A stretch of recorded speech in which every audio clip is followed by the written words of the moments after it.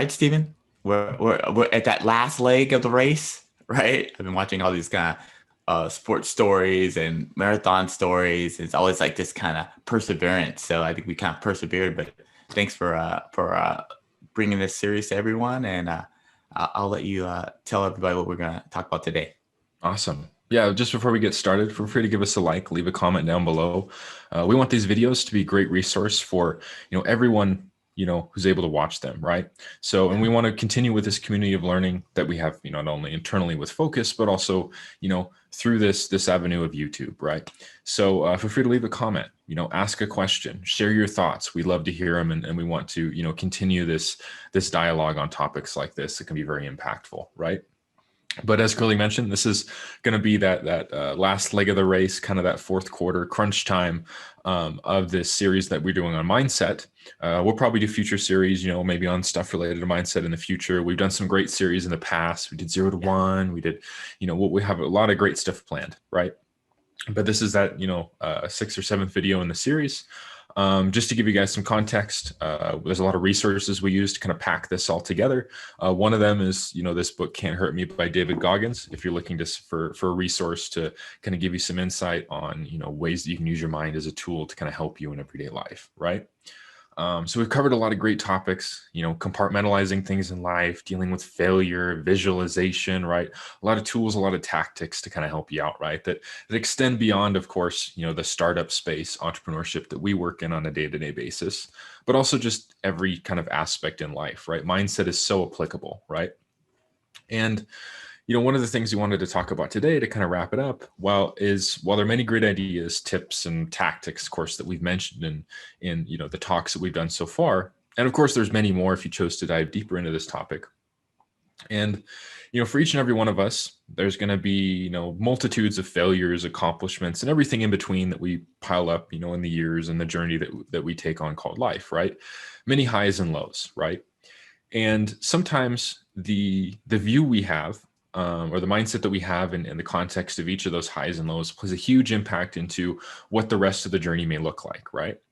And what I mean is there's, in David Goggins' book, he has this resounding question that, he asks himself, and kind of times where he has to make a decision. And the question is, of course, what if, right? Now, it's a very simple question, but it can be said in a lot of different contexts. And what I mean by that is, we deal with entrepreneurs every day that might ask themselves, what if, in a very optimistic kind of context, right? What if I start this business? What if I, think I'm going to impact 100 people and end up impacting 100,000, right? What if I set this goal and what if I achieve it, right? But then there's also the mindset, it's a little bit more pessimistic view that says, what if I shoot for the moon and don't make it, right? What if I take this leap and I end up failing, right? And well, each of those, of course, have, their reasons for why you may think that.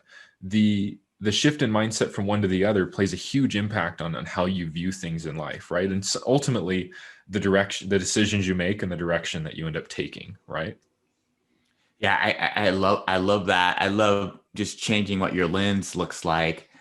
Even when you're starting something, it gives you kind of this North Star. We were talking about earlier about Justin Khan. He's kind of founder of Twitch. And he says, like, when he's building anything, he has kind of this thought process in his mind. And he actually been kind of trying to give that to the founders that he's been mentoring, right? Is that when you start something, and I want you to think about it as it becomes successful, and what is it going to do as an impact in the world, right? Is it going to be a positive thing in the world, or it can be negative? But think about that even earlier on, because you can make it kind of like this kind of mission.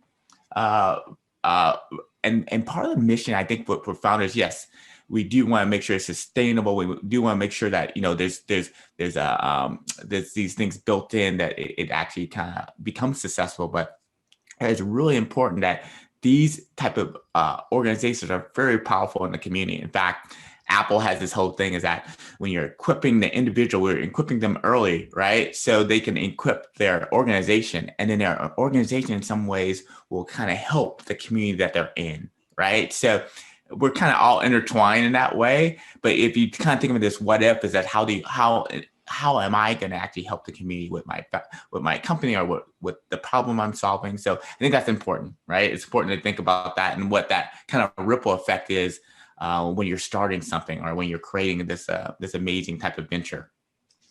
Yeah, absolutely.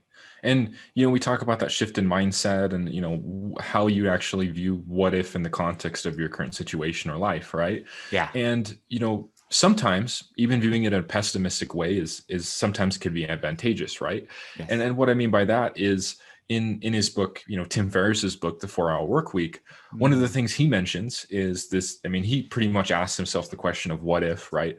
In the context of when he tells the story of kind of this business that he had that was taking up all his time and all his resources, right? And and he wanted to basically take a load off and travel and basically take a break, right? And of course he had all this pressure because he's like, well, what if the business goes under, right? What if I'm not there for a few days or a week or whatever the deal is? What's going to happen, right? And and then of course he has this what if question. And now in the context of him asking that question, he realized, okay, well, let's say that the business went under, or this happened, or this happened, or this failed, right? And what he realized was that, okay, that's not the end of the world. He could still pick himself back up. He could Definitely. still, get back up and try again, or to pursue what he wanted to pursue, right? He would still be okay, right? And that, of course, allowed him to really have peace of mind in making that decision. And so even viewing it in a pessimistic way doesn't mean that that's a bad way to view it, right? Sometimes I can give you context in your current situation to say, hey, I just gave myself permission to fail. Yeah. So, I might as well just go for it, right? And, one of the things that of course, another story David Goggins mentions in his book, he of course asks himself this question, what if, in the context of course, he has this pursuit of being a Navy SEAL, right? Yeah. And in the early on stages of his journey, he has a recruiter tell him that, okay, David, there's only 35 African Americans that have ever made it through SEAL Mm. training, right? In all the years that they've done it, Yeah. 35, right? Now, of course, Navy SEALs is pretty niche, right? It's very hard. You go through Hell Week, you go through all this rigorous training, right? You get the best of the best, right? And now to say that only 35 of those individuals that ever made it through the program in Yeah. all the years were African American. And of course, a lot of people that would deter them from even trying, right? Say, okay, Yeah. well, am I just going to become another statistic of, Yeah. people that didn't make it, right? Yeah. And of course, he of course hears that, and his initial response is, well, what if I'm the 36th? Nice. What if I make it, right? Yeah. What if I go for it and I end up being that next person on the list, right? That made it through SEAL training and became a Navy SEAL, which is really cool, right? It's such a That's cool. optimistic view. Yeah. You say, well, why not go for it? Why not try to be that 36th, right? And in that same context, there was also we've talked a lot about stories about, my training for Olympic trials, right? Yeah. Now, when I was initially making that decision, maybe not asking myself that question specifically, but in some way, shape, or form, I did ask myself that question, just like, what if I went for this, right? Now, of course, I had a decision to make. Do I start a career? Do I do this? Do I pursue the trials, right? And there's a lot of people that helped me make that decision, or that I leaned on, kind of mentors in my life, right? But ultimately, there was this decision of, what if I go for this? What if I fail, or what if I don't, or what if I go and achieve more than what I ever thought possible, right? Sure. What if I set the bar here and I end up making it here, right? Or surprise myself, or push my own limits farther than I ever thought possible. So in some way, shape, or form, I did ask myself that question, or we all do, in a lot of the big decisions we make. So I thought that was pretty cool. No, I love that. And I love the part. I think I was actually in this question, like kind of like earlier off camera about like, was there someone who actually helped you with that kind of process or making that decision? Or and I know Mhm. Harry leans on that one, but you had a story on that aspect too. Yeah, absolutely. Now there was a handful of people that, of course, helped me make that decision. Harry being one of them, right? The training and the experience that he had working with elite athletes. He goes, well, I think this is the potential you have. But ultimately, he goes, I can't make the decision for you. You have to make the decision, right? But if you choose to go this route, I'll support you. Or if you choose not to, I'll support you either way. So of course, as my prospective coach at the time, he of course had that mindset.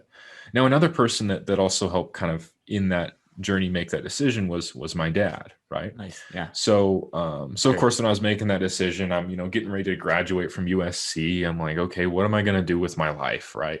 Yeah. And a question that a lot of us ask, even years later after we graduate from college or further in a career, right? What am I going to do with my life? Or where do I want to be? Where do I see myself? That's great. Yeah. And so I give my dad a call, and of course I, ask him, what would you support me if I made this decision to pursue the Olympic trials, right?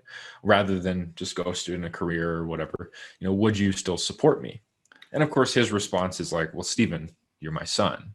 I'm going to support you whenever you do, right? Love that. Yeah. Regardless of what happens, regardless of if you succeed or fail, he goes, I'm going to support you, he goes, why would I not? Yeah. And of course that's just, you give someone permission to fail. It's just, it's an awesome, support system to have. I heard a story a few months ago. It was an interview that Kobe Bryant had done, right? So he's given a story about when he was younger, playing basketball.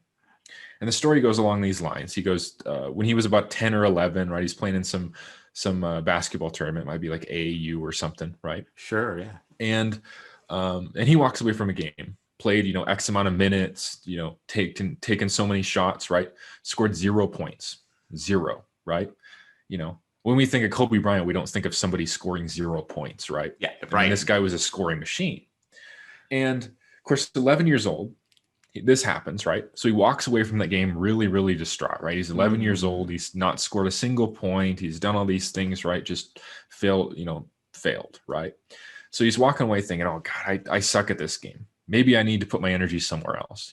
Am I really doing something I want to be doing? And so he has this conversation with his dad after the game, and his dad goes, Kobe, he goes, no matter if you scored 0 points or you scored 60, he goes, I'm going to love you the same way. It's great. And as a kid, I mean, as somebody who's 11 years old, that's just heartwarming to hear, right? Because you have permission to fail. You say, no matter what happens, no matter if I succeed, fail, anywhere in between, my support system, my parents, they're going to look at me the same way, right? They're not going to look at me any different, right? Whether I score 50 points or score 0. And so, of course, that gave him permission to fail. But of course, we all know Kobe. His response, of course, was that to hell with it. That's great. Yeah. He has all this. He has kind of this support system now, right, in his mind. But he's like, to hell with it. I'm gonna try to score 60. And of course, we know the work ethic behind that.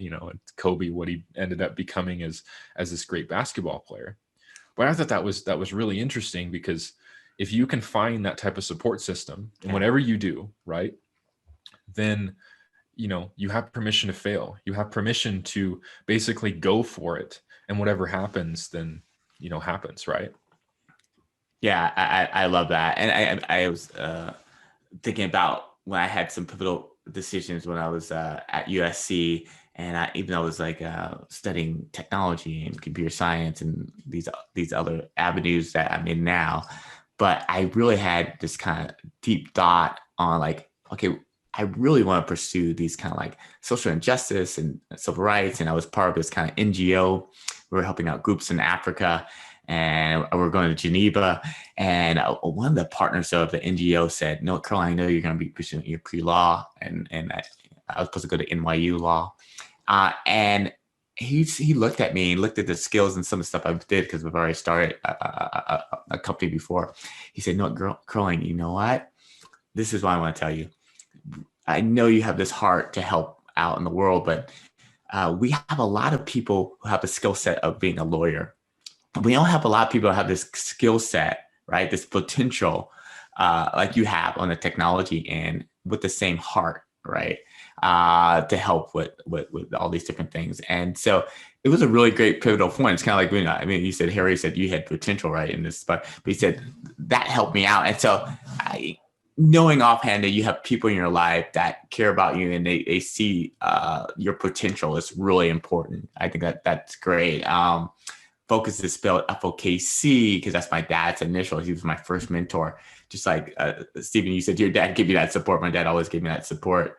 And I think that's kind of good to have that as a founder or even just as an individual building his career, right? Having that kind of support system, I think, is amazing. And finding people that really care about you and love you, that as you're moving towards this journey, either you're building a career or you're building a company, I think is even more crucial. And that's where, in some ways, that is the thought process around Fokcus, on bringing people around you to kind of support you and mentor you along the way. So I definitely appreciate, Steven, this type of thought process of going through this. I think every founder needs to kind of think about what these kind of what ifs and this kind of mentality you can have, what lens you need to have even when you're building it.